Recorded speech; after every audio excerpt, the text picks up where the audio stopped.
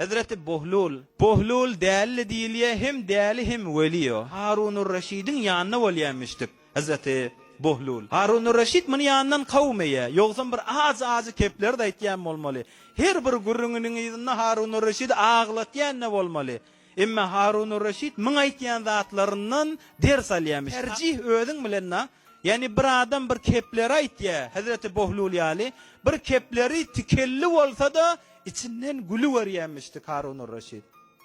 Bohlul'un aytyalar tiken yali gurrun olsa da emma hak bolansan mını Harun-ur Reşid tikellen arasından gülü tercih veryamıştık. Adam özümüze galyandır ha. Bazı gurrunlardan ayten şu tikenin arasından, hak gurrunun arasından gülü de saylap başaryan. Yok, güllen arasından tikenle vörp başarya adam. Gül yali gurrunlar aydılya, içinden tikenli vör akadan irat edip başarya adam. Harun-ur Reşid ol tiken yali keplerinin arasından Bohlul'un gülü görüyemiştik, ders alyamıştık. Yalandan şahit bolmaklık baradı da.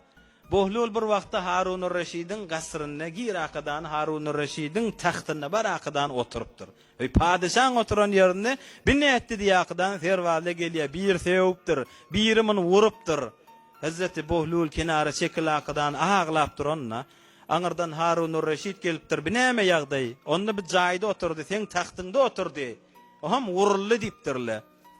Harun-ur Reşid Bohlul'a ediptir. Ay qiynanıp durma, sen edenişin yalnızmıştık da. Sen oturmolla cayında oturup durasın da. 2 daqiqa oturdum, şeyle sevildim, vuruldum diptir. Nahak yere oturdum. Sen özüne ağlı, men sana ağlayan diptir. Sen giyce günneşin sünnetin, sen halın näme bolmaly diptir. Yalandan şahit bolmak, adam görmedik zadına, işitmedik zadına, bir azıcık bir dünyasını kaldıracak diptir bir taraf. Ya bir azıcık öz menfaati vardır, ya husumeti şahsiyeti vardır. 2 nefer davalı olup yören olsa, men barmalı olsa bararın, men şahit boların. Bir garazı var ana taraftan, Resulullah aleyhissalatu vesselam için kebirelerden sanaptır. Adam öldürmek yali, Hudayı şerik getirmek yali, şılı bilen bile sanaptı.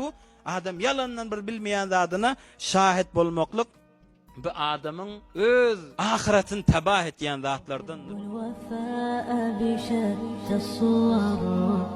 أحب الوفي الأمين الأغى